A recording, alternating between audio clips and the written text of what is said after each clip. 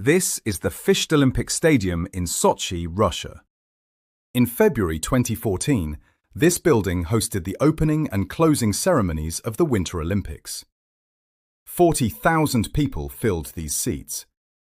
The world watched on television as Russia spent $55 billion, the most expensive Olympics in human history, to showcase their return to global power. 11 years later, parts of this complex are already falling apart. The bobsled track, the one that cost $600 million, is swallowed by jungle vegetation. Athletes cannot use it. Tourists do not visit it. It simply exists, rotting. This is the ski jump from the same Olympics. Today, it is a canvas for graffiti artists and a reminder of the most expensive sporting event ever held. And this is the Olympic Village where 3,000 athletes once lived. Today, it stands hollow, a ghost town on the Black Sea. But Sochi is not unique. It is not an exception. It is the rule. Sarajevo, 1984. Athens, 2004. Beijing, 2008. PyeongChang, 2018. Billions spent. Glory for 3 weeks. Then abandonment, decay, silence. And right now, in Milan and Cortina, Italy, another $5 billion is being spent to build venues for the 2026 Winter Olympics. New stadiums, new arenas, new infrastructure that history suggests will follow the exact same pattern. By the end of this video, you will understand why this keeps happening, why no one stops it, and why the 2026 Winter Olympics might be the last of its kind. Because the world is finally waking up to the most expensive lie in sports. The $5 billion ghost towns. What happens to Olympic venues after everyone goes home? This is that story.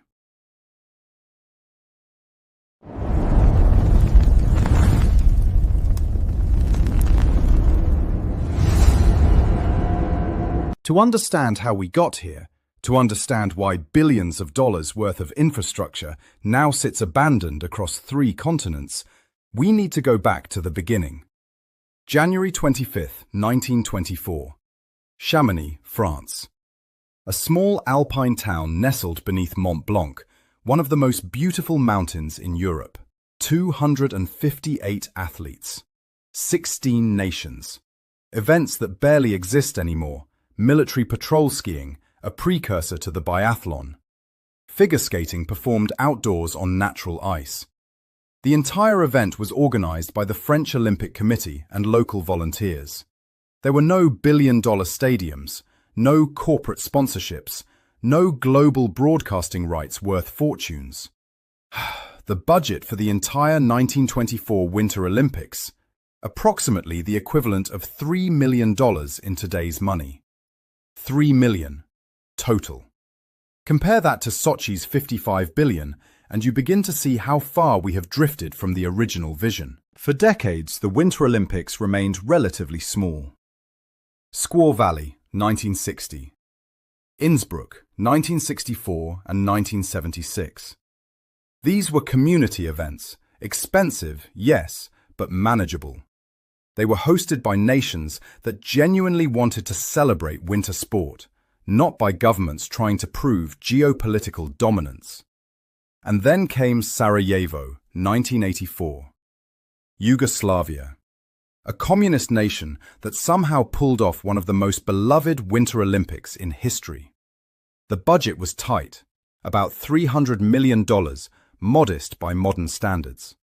The venues were built with care. The atmosphere was electric. Torval and Dean's legendary ice dance performance, the East German women's dominance in figure skating, the underdog stories that made the world fall in love with these games. For a brief moment, Sarajevo proved that the Winter Olympics could still be what they were meant to be, a celebration.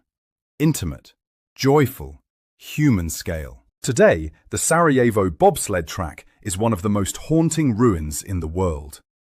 covered in graffiti memorializing the Bosnian War that tore the city apart less than a decade after the Olympics ended. The Olympic Village became a refugee camp. The ski jumps, abandoned, dangerous. Surrounded by landmine warnings that were only cleared in the early 2000s. The dream and the reality of Olympic legacy have almost never matched. But Sarajevo was just the beginning, because in 1984, the same year Sarajevo hosted the Winter Games, something happened on the other side of the world that would change the Olympics forever. Los Angeles, summer 1984. Peter Uberoth, a businessman, not a career sports administrator, took over organizing the 1984 Summer Olympics with a radical idea. What if the Olympics made money? He opened the floodgates to corporate sponsorships.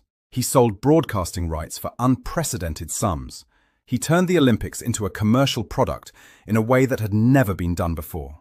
And it worked. Los Angeles turned a profit, $250 million in surplus. The International Olympic Committee, the IOC, headquartered in Lausanne, Switzerland, watched this closely, very closely. Because for the first time, they realized something crucial. The Olympics were not just a sporting event, they were a financial product worth billions. Broadcasting rights for the 1980 Winter Olympics in Lake Placid, $20 million. By 2014, Sochi, $4.4 billion for a single Games cycle. The IOC had discovered the golden goose. And once they understood what the Olympics were really worth, everything changed. The pressure on host cities to spend, to impress, to outdo the last Games, became something no budget could contain. Calgary, 1988, $1 billion. The first Winter Olympics to cross that threshold. Nagano, 1998, $2 billion. Japan built infrastructure that would take decades to pay off. Salt Lake City, 2002, nearly $2 billion, and a bribery scandal that rocked the IOC to its core. IOC members were accused of taking hundreds of thousands in bribes from the Salt Lake City Bid Committee. Investigations, reforms promised, but the spending continued. Turin, 2006, $3.6 billion. Vancouver, 2010, $7.6 billion. And then came Sochi, $55 billion, for 16 days of winter sport. More than every single previous Winter Olympics combined. Putin wanted to announce Russia's return to greatness. He succeeded, at a cost that economists still struggle to comprehend. And when the world saw that price tag, something unprecedented happened. Cities started to ask a question the IOC was not prepared to answer. If this is what it costs to host the Olympics, why would anyone say yes? Here is how the Olympics actually work financially, and why almost no one outside the sports industry understands this. The IOC, the International Olympic Committee, earns billions from each Olympic Games. Broadcasting rights alone, approximately $4 to $5 billion per Games cycle. NBC, the European Broadcasting Union, networks across Asia, they pay fortunes for the exclusive right to show the Olympics. Global sponsorships, Coca-Cola, Visa, Toyota, Samsung. The IOC has locked in long-term sponsorship deals worth hundreds of millions. Licensing and merchandising, Olympic logos, apparel, memorabilia. Add it all together, and the IOC generates revenue in the range of $5 to $7 billion per Olympic cycle. Now here is what the IOC contributes back to the host city. Approximately $1.7 billion in direct support. Everything else, the venues, the roads, the security, the infrastructure, the village, the ceremonies, falls on the host city and the host nation. So let me be very clear about what this means. The IOC is essentially a content production company. They produce the world's most watched sporting event. They sell the rights for billions. And they do it using infrastructure entirely funded by taxpayers. The venues? not their problem after the games end. The maintenance costs, not their concern. The long-term economic viability of a bobsled track in a subtropical climate, not their responsibility. It is, without exaggeration, one of the most one-sided financial arrangements in the history of global sport.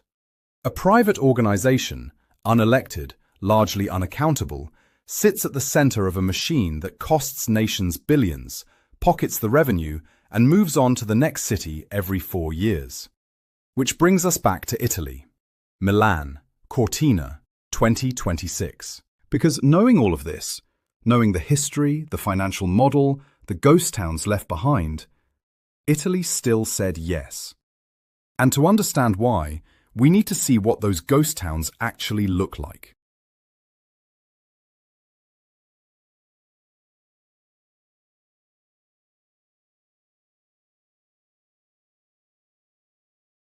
Sarajevo, Bosnia and Herzegovina. 40 years ago, this city hosted one of the most beloved Winter Olympics in history. Today, it is home to some of the most haunting Olympic ruins on Earth. This is the Trebevich bobsled and luge track. In 1984, the world's best sledders raced down this track at speeds exceeding 140 kilometers per hour. Today, it is an urban art gallery, a memorial, a scar. During the Bosnian War, which began just 8 years after the Olympics, this mountain became a battleground. Serb forces used these hills as artillery positions to shell the city below. The bobsled track, built with such pride, became a defensive position. You can still see the bullet holes. The graffiti is not just vandalism, much of it is memorial art. Names of people killed in the war, messages of peace, tributes to a city that survived hell. The ski jumps tell a similar story. These towers, once the stage for Olympic glory, were abandoned when the war made them inaccessible. Landmines surrounded the area for years after the conflict ended. In 2010, nearly 2 decades after the war, demining operations finally cleared the area. But by then, the damage was done. The jumps were structurally unsafe, the costs to restore them prohibitive for a nation still recovering from war. The Olympic Village became a refugee camp during the siege of Sarajevo. Thousands of people displaced by the war lived in buildings that had housed athletes just years earlier. Some of those buildings have since been renovated into housing. Others remain shells. Sarajevo is a unique case. War accelerated the abandonment. But even without war, the question remains: what city has the budget to maintain Olympic infrastructure indefinitely? Sarajevo proved it could not, and it would not be the last. Athens, Greece. Summer Olympics, 2004. Greece spent approximately $15 billion to host the Games, an extraordinary sum for a nation with a relatively small economy. The opening ceremony was breathtaking. Athens, the birthplace of the ancient Olympics, welcomed the world home. And then the world left. This is the Athens Olympic Sports Complex today. The Aquatic Centre, where Michael Phelps won 6 gold medals, sits abandoned. The water has not been drained in years.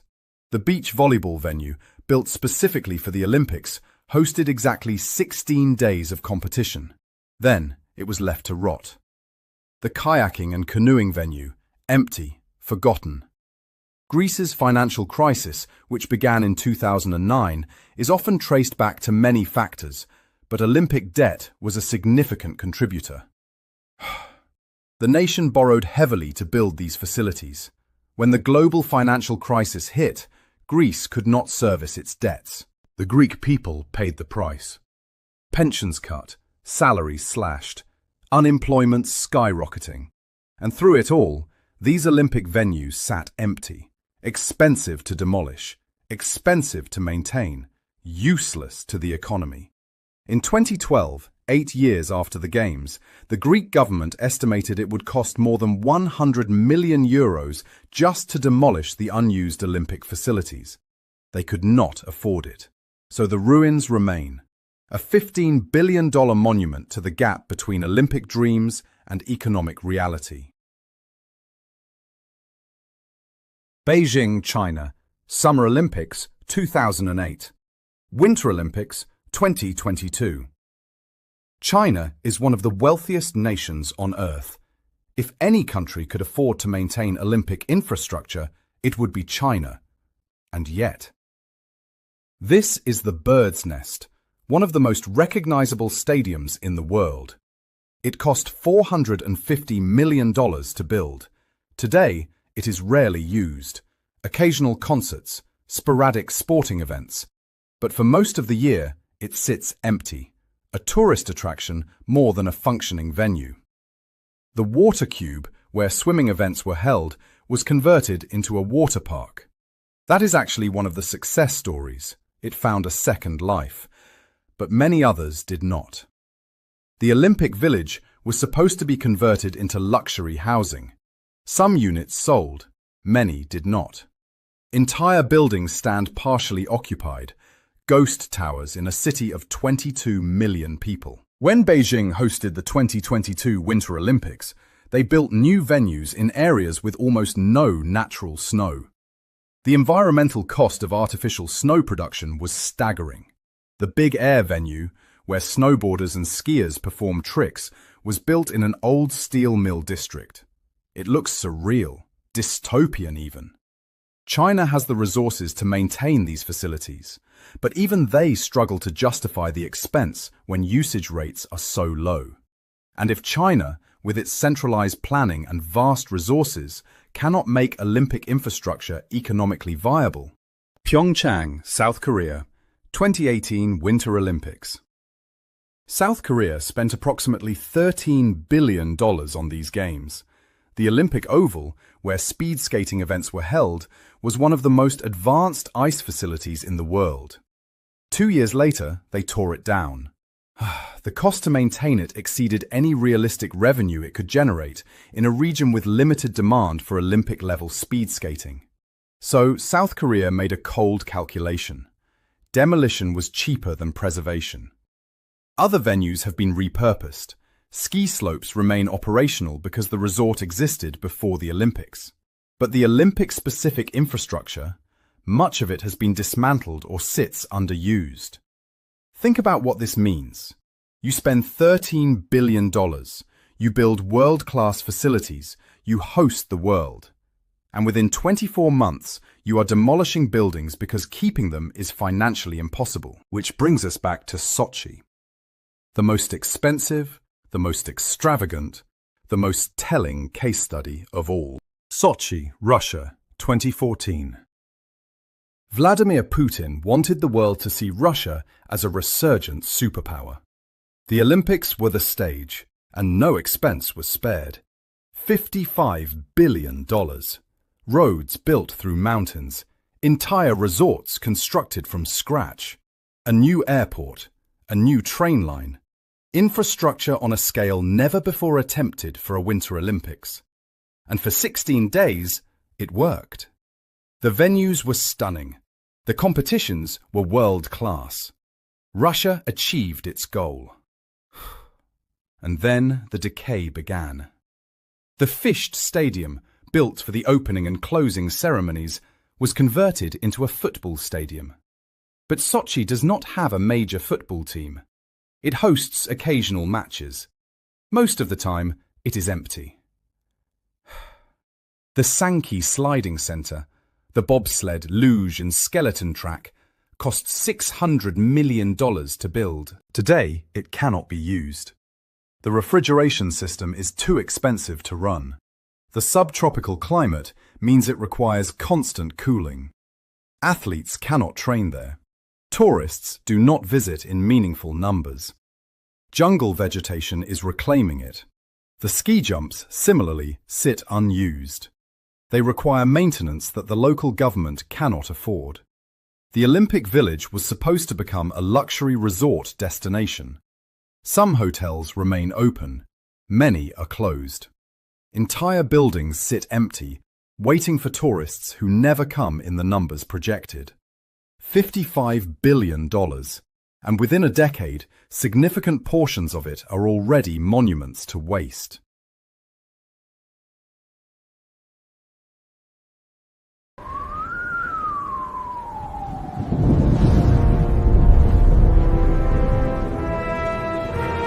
Milan and Cortina d'Ampezzo, Italy, 2026 Winter Olympics. After everything we have just seen, the ruins, the waste, the financial disasters, you might wonder, why would Italy agree to host? The answer is more complicated than simple ignorance. Italy knew the risks, but they believed, genuinely, that they could do it differently. Cortina d'Ampezzo is not new to the Winter Olympics. They hosted in 1956, one of the most elegant and successful Winter Games of the early era. There is deep history here, deep pride. This is the heart of Italian alpine culture. The argument Italian officials made was logical. We already have ski resorts. We already have tourism infrastructure. We are not building from scratch like Sochi. We are upgrading what we already have. On paper, that makes sense. The bid also promised massive tourism revenue, infrastructure improvements that would benefit the region for decades. A global spotlight on Milan as a center of design, fashion, and culture. Post-pandemic, Italy wanted a moment to announce its return to the world stage. But somewhere between the bid and reality, the budget exploded. The original bid budget for the Milan Cortina 2026 Winter Olympics was €1.3 billion. By 2023, that number had grown to over €4 billion. Some estimates now place the total cost closer to €5 billion. And the problems are not just financial. Italy has not had a functioning Olympic standard bobsled track since 2008. The historic Cortina track, which hosted events in 1956, was closed after decades of use. The original plan was to rebuild it. Cost estimate, €80 million. The IOC eventually gave up. Athletes will compete on a track in Austria, not Italy. A significant symbolic failure for a host nation. Other venues in Cortina are running behind schedule. The ice hockey and figure skating arena in Milan has undergone multiple cost revisions. In the Italian parliament, questions are being raised publicly. Who is accountable for these cost overruns? Who approved the contracts? Where is the money actually going? Regional governments and the national government are publicly disagreeing about who bears the financial responsibility. And the clock is not abstract. The 2026 Winter Olympics opens on February 6, 2026. The venues either exist or they do not. The money is either spent or it is not. There is no more time to course correct. So where is the money coming from? The Italian national government, regional governments in Lombardy and Veneto, limited private sponsorships, far below what was projected in the original bid. And the IOC? They contribute their standard amount, nowhere near enough to cover the gap. Which means Italian taxpayers are covering the difference. Not corporations, not the IOC, not international sponsors. Ordinary Italian citizens whose taxes are being redirected from healthcare, education, infrastructure, and public services into Olympic venues. Italy has one of the oldest populations in Europe. The healthcare system is under strain. Schools need investment. Roads and bridges require maintenance. And billions are going to build ice rinks and ski jumps. This is not to say Italians do not love the Olympics. Many do, genuinely. The pride of hosting is real. The joy of watching athletes compete in your home country is real. None of that is fake. But joy and financial reality exist simultaneously. And when the cameras leave, when the athletes go home, when the global spotlight moves on to the next host, the bills remain, the venues remain, and history, recent, undeniable history, suggests that within a decade, some of these $5 billion facilities will join the growing global collection of Olympic ghost towns.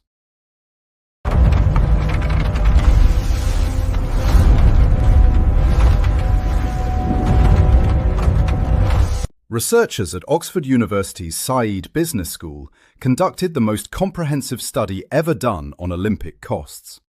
They analysed every single Olympics, summer and winter, from 1960 to 2020. And they found something genuinely shocking. 100% of Olympic Games exceeded their original budget. Not most, not nearly all, 100%. The average cost overrun? 172%. No other category of mega-project in modern history has a perfect record of cost overruns. Airports go over budget sometimes, highways sometimes, hospitals sometimes, but the Olympics, every single time. That is not bad luck. That is not poor planning by individual cities. That is a structural feature of the system itself. And the IOC knows this.